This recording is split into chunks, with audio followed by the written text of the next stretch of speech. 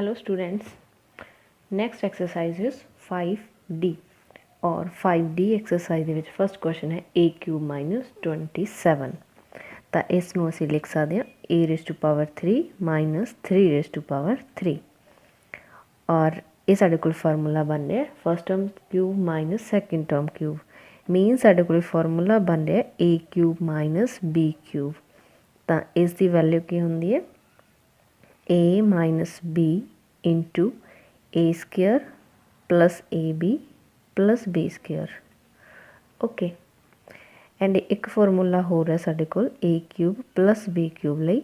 और उसकी वैल्यू होंदी है a plus b into a square minus A B plus B square so यही दो फॉर्मूले है जिन्हां ते ये एक्सरसाइज बेस्ड है ठीक है सो फस्ट साडे कोल a cube minus b cube type a formula बन रहा है सो ये लगावांगे असीं तो ये किस इक्वल आएगा first of all first term minus second term so a minus 3 and then first term square means a square plus multiply of first and second term means ab so this means 3 into a is 3a plus second term square means 3 square is 9 okay so next question is question third 64 minus a cube into b cube ਤਾਂ ਅਸੀਂ ਇਸ ਨੂੰ ਕੀ ਲਿਖ ਸਕਦੇ ਹਾਂ 4 raised to power 3 minus ab raised to power 3 then same formula ਬਣ ਰਿਹਾ a cube minus b cube ਤਾਂ formula ਅਪਲਾਈ ਕਰਾਂਗੇ 4 minus ab first term minus second term into first term the square means 4 square plus first term into second term first 4 into second term ab multiply करना plus जो second term है A B is the square so this is equal to 4 minus A B into 4 square is 16 plus 4 into A B 4ab plus A B square means A square B square okay then next question is question fifth so 3x raised to power 7 y minus 81 x raised to power 4 y raised to power 4 ਹੁਣ ਇਸ question ਦੇ ਵਿੱਚ ਕੀ ਹੈ ਇਹ ਕਿਸੇ ਦੀ 3 power directly ਨਹੀਂ ਬਣ ਰਿਹਾ ਸੋ ਦਿਸ ਮੀਨਸ ਅਸੀਂ ਇਸ ਦੇ ਵਿੱਚੋਂ ਕਾਮਨ ਦੇਖਦੇ ਹਾਂ ਪਹਿਲੇ ਕੀ ਆਏਗਾ ਸੋ 381 ਇਸ ਦੇ ਵਿੱਚੋਂ 3 ਕਾਮਨ ਆ ਜਾਏਗਾ x raised to power 7 ਹੈ x raised to power 4 ਹੈ ਸੋ x raised to power 4 common ਆ ਜਾਏਗਾ y and y raised to power 4 ਦੇ ਵਿੱਚੋਂ ਲੀਸਟ ਪਾਵਰ ਜੋ ਹੈ y ਇਹ ਕਾਮਨ ਆ ਜਾਏਗਾ एंड एक कॉमन लैन तो बाद अपने को की रहेगा x raise to power 3 minus इतने 3 कॉमन लवेंगे तो की रहेगा 27 x दी पावर 4 कॉमन है एंड इतने y 1 पावर कॉमन है तो रह जाएगा y raise to power 3 so first a factor as it is into x raise to power 3 minus इसनों असीं की लिख सकते हैं 3y raise to power 3 so this is first term cube minus second term cube सो ये formula बन रहा same as सो असी इसनों की लिख सकते हैं first factor is same as into first term minus second term then first term square plus first term multiply by second term then second term square okay so this is equal to 3x raise to power 4 into Y into A factor same x minus 3y into x square plus 3xy plus 3y का square करांगे तो क्या आएगा 3 square is 9 into Y square clear so the next question is question 9th so in 9th question x minus Y raise to power 3 minus 8x raise to power 3 so इसनों असीं की लिख सकते हैं x minus Y raise to power 3 ये already इस दी 3 power है minus इसनों असीं लिख सकते हैं 2x raise to power 3 so this is first term cube minus second term cube so this means first term minus second term ठीक है first term minus second term this is first factor into first term square this means x minus y square plus first term into second term means x minus y multiply by 2x plus square of second term, this means 2x square. So now this is equal to minus x जो है plus है 2x minus है, so minus x आएगा इन minus y, और इसका से square open करेंगे तो क्या आएगा X square plus Y square minus 2xy plus 2x ਨੂੰ मल्टीप्लाई करेंगे 2x into x is 2x square, 2x ਨੂੰ माइनस वाई ਨਾਲ मल्टीप्लाई करेंगे तो माइनस 2xy प्लस इसका स्क्वेयर करेंगे तो क्या आएगा 2 the square 4 into x square. Okay, so अगर इस माइनस कॉमन ले लीए तो क्या आएगा this is equal to minus into x plus y, and in this factor x square वाली टर्म दो टर्म्स है 1 plus 2, this means 3x square, and then sorry एक एक्स स्क्वेयर वाली ये भी टर्म है, so 1 plus 2 3, 3 plus 4 7, so this is 7x square, and then X Y वाली जो मिक्स टर्म है minus 4x minus 2xy minus 2xy, तो add करेंगे minus 4xy, and then Y square वाली जो टर्म है ये जस्ट एक ही टर्म है, सो सेम आ जाएगी Y square. Okay, so this is the answer. So next question 11th is a raised to power 6 माइनस b raised to power 6, so इनू हुण असीं किवें लिख सकते हैं a raised to power 3 into 2 minus b raised to power 3 into 2 because 3 into 2 is 6, और इसनों असीं थोड़ा ईजी बनाने लई पुट कर सकते हैं a raised to power 3 नूं पुट कर दो x and b raised to power 3 नूं पुट कर दो y, सो अगर असीं इसनूं पुट करांगे तो की आ जाएगा x square minus y square, so इस ते फार्मूला अप्लाई हो जाएगा x square minus y square is equal to x plus y into x minus y, और अगेन एक्स एंड वाई दी वैल्यूज़ पुट कर दो, so this is equals to a cube plus b cube into a cube minus b cube, so इस ते a cube plus b cube का formula apply करेंगे तो क्या आएगा a plus b into a square minus A B plus B square, और इस ते फार्मूला अप्लाई करेंगे तो क्या आएगा a square plus A B plus B square. ठीक है, सो ये 4 फैक्टर्स इस क्वेश्चन दे विच बन गए। नैक्सट है क्वेश्चन 12th क्वेश्चन दे विच गिवन है a raise to power 6 minus 7 A raise to power 3 minus 8,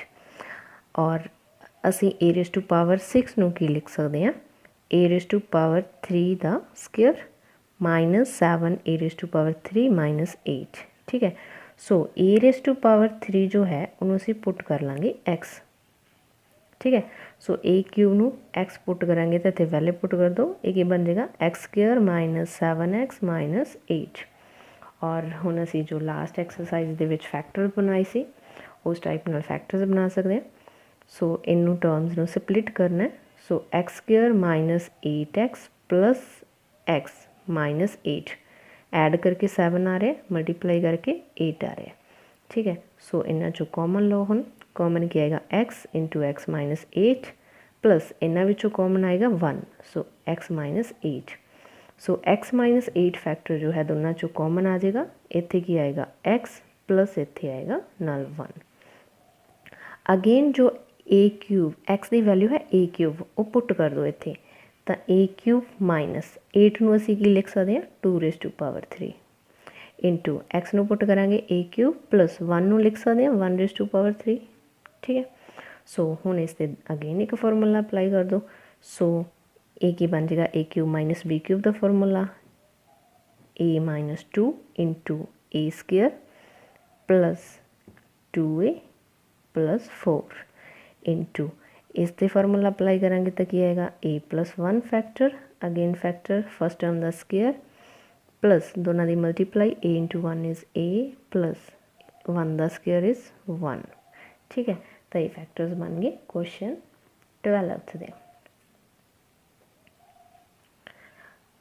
then next है सॉरी माइनस आएगा इतने प्लस वाला फार्मूला देते माइनस आंदा सेंटर वाली टर्म दे विच। सो नैक्सट है question 14th 8 a raise to power 3 minus b raise to power 3 minus 4ax plus 2bx। देखो इतने पावर्स 1 1 है बट इतने पावर 3 3 है। सो दिस मीनस इन्हों का पेयर बन रहा है कि इन्हों का पेयर बन रहा है। सो इसनों असीं की लिख सकते हैं 2a power 3 minus b raise to power 3 minus इन्हों दोनों चो देखो कॉमन की आएगा 2 कॉमन आ जाएगा एंड x कॉमन आ जाएगा और माइनस का साइन भी कॉमन आ रहा है तो की रहेगा 2a और 2x कॉमन लैन तो बाद रहेगा माइनस b। ठीक है, प्लस सी तो माइनस कॉमन लिए माइनस रह जाएगा। So a cube minus b cube, first term cube minus second term cube, इससे फार्मूला अप्लाई कर दो तो 2a minus b into first term का square plus first term multiply by second term plus second term का square. ठीक है, ए factors बन जाएंगे इसके minus a as it is 2x into 2a minus b। So next step दे विच 2a माइनस b दोनों दे विच कॉमन फैक्टर आ रहा है। सो 2a माइनस b दोनों चो कॉमन लेना और इत्थे साडे कोल की रहेगा, इहदा स्क्वेयर कर दो 4a स्क्वेयर प्लस 2a नू b नाल मल्टीप्लाई करेंगे 2ab plus b square minus इत्थे नाल साडे कोल होर की बचेगा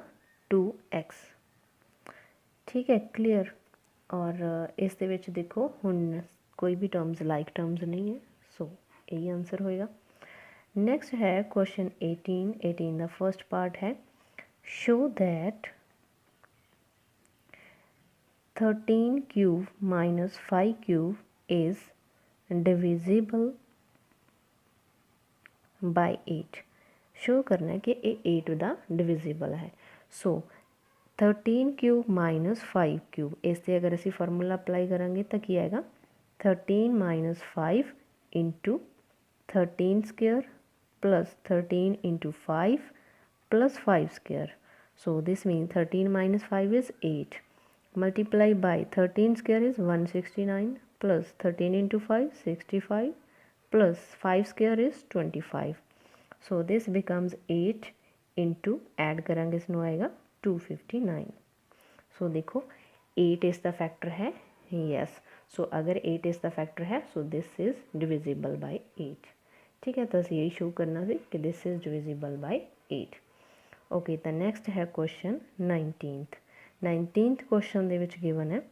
5.67 multiply by 5.67 multiply by 5.67 plus 4.33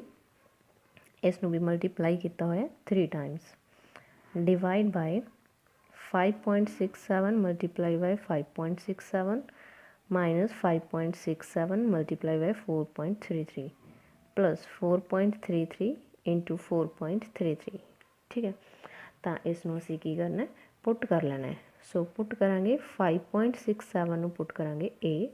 and 4.33 नूं पुट करांगे बी और इस दे विच वैल्यूज़ पुट कर दो और वैल्यूज़ देखो अगर असीं पुट करांगे ए तो this means a raise to power 3 minus b 3 times multiply किया तो b raise to power 3 divide by a की बन रहा ए स्क्वेयर माइनस ए की बन रहा a into b this means a B plus a की बन रहा a B into b square. So this is equals to a cube minus b cube का फार्मूला अप्लाई करो a minus b into a square minus A B plus B square and divide by same factor a square minus A B plus B square. ठीक है, so same factor cut हो रहा है। सो ये साढ़े कोल की आएगा this is equals to sorry साढ़े कोल प्लस का साइन है सो प्लस आएगा। अगर इतने साढ़े कोल प्लस आ रहा है तो दिस मीनस इस ए फैक्टर सेम आएगा बट इतने प्लस आएगा। सो की बच रहा है ए प्लस बी। ठीक है, सो ए की वैल्यू साढ़े कोल की है 5.67 प्लस बी की जो वैल्यू है कि है 4.33 तो दोनों वैल्यूज़ नू ऐड कर दो। So this is equal to 10। Okay, thanks for watching.